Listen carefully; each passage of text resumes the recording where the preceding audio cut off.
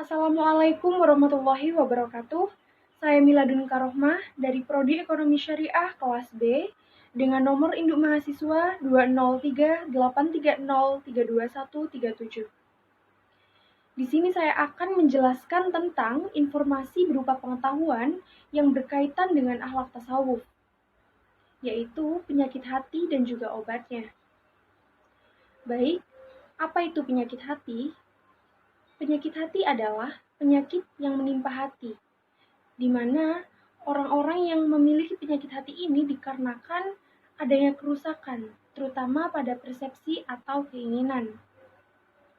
Orang-orang yang memiliki penyakit hati akan tergambarkan pada dirinya sesuatu atau hal-hal yang berkaitan dengan syubhat. Orang-orang yang memiliki penyakit hati ini akibatnya tidak akan dapat melihat adanya kebenaran, adanya kebaikan, atau sebagaimana adanya. Lalu, apa saja sih macam-macam dari penyakit hati? Macam-macam dari penyakit hati diantaranya adalah 1. AIDS, amat iri, dengki, dan sombong. Allah Subhanahu wa Ta'ala melarang kita untuk menjadi orang yang iri kepada orang lain. Karena apa yang orang lain dapatkan merupakan apa yang mereka usahakan. Dan itu sudah menjadi ketentuan Allah. Dengki dan sirik lebih parah dari adanya iri. Orang yang memiliki rasa dengki akan merasa sedih jika melihat orang lain senang, dan akan merasa senang jika melihat orang lain susah. Tak jarang, orang yang memiliki rasa dengki ini akan mencela orang lain, baik itu menggunakan lisan, tulisan, maupun perbuatan. Oleh karena itu, Allah Subhanahu wa Ta'ala menyuruh kita berlindung kepadanya agar terhindar dari orang-orang jahat ataupun orang-orang yang memiliki rasa dengki. Sombong. Allah sangat melarang kita menjadi orang yang sombong karena pada saat kita lahir, kita tidak memiliki kekuasaan, kekayaan, bahkan pada saat kita lahir, kita tidak memakai pakaian. Begitu juga pada saat kita mati nanti.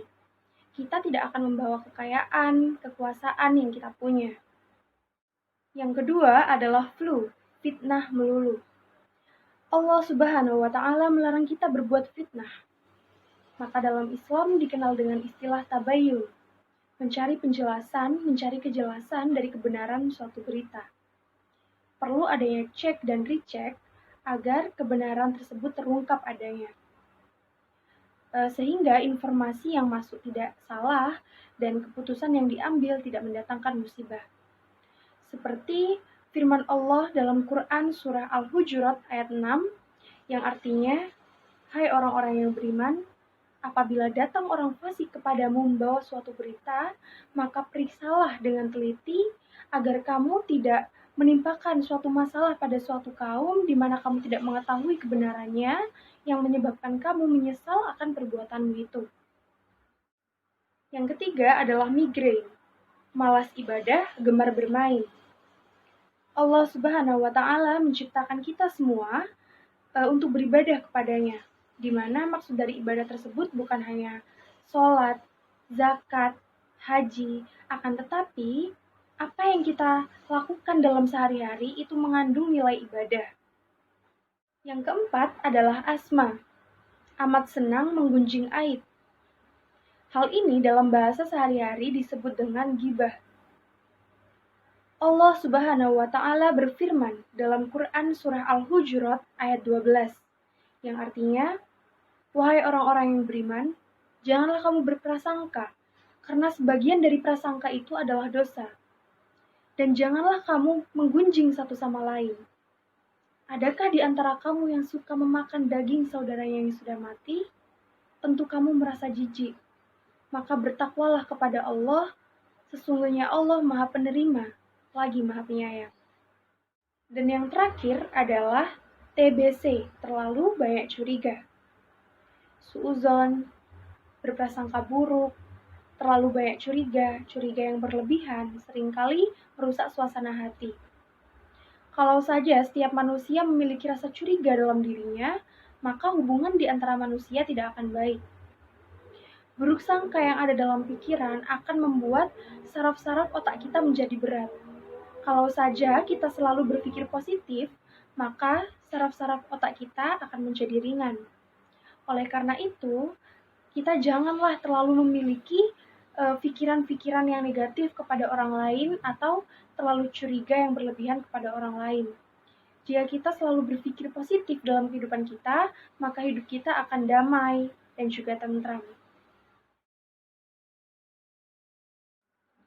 Ada pula cara menjaga hati agar kita terhindar dari adanya penyakit hati tersebut. Yang pertama adalah muhasabah diri. Akan lebih baik jika sebelum menyalahkan orang lain, kita berkaca kepada diri sendiri. Kita introspeksi diri. Dan yang kedua adalah jauhkanlah diri kita dari adanya sifat iri dan juga dengki. Adanya sifat iri dan juga dengki akan mempermudah syaitan masuk ke dalam hati manusia. Angan yang berlebihan akan membuat manusia menjadi tuli dan juga buta jika angan tersebut tidak didasari dengan agama. Dan yang ketiga adalah ikhlas. Ikhlas merupakan kata sederhana, ringan didengar, akan tetapi sulit untuk dilakukan. Jika kita ikhlas dan memasrahkan segala cobaan kita, segala musibah kita kepada Allah Subhanahu wa taala, maka insya Allah Allah akan membantu kita dalam segala masalah apapun, dalam segala situasi di dalam kehidupan kita. Lalu apa saja sih obat yang dapat menyembuhkan adanya penyakit hati tersebut? Obat yang dapat menyembuhkan adanya penyakit hati ini diantaranya adalah yang pertama, doa. Doa merupakan obat yang memiliki banyak sekali manfaat. Doa merupakan senjata bagi orang-orang yang beriman, karena doa dapat menangkal adanya bala atau cobaan dan menghindari kita dari adanya musibah. Yang kedua adalah Al-Quran. Al-Quran merupakan penawar hati dari kebodohan, keraguan, kecurigaan. Dan yang ketiga adalah bertanya. Kebodohan merupakan suatu penyakit dan obat dari penyakit tersebut adalah bertanya kepada orang yang lebih tahu. Baik, sekian yang dapat saya sampaikan. Apabila ada kesalahan dalam saya berucap, saya mohon maaf. Wassalamualaikum warahmatullahi wabarakatuh.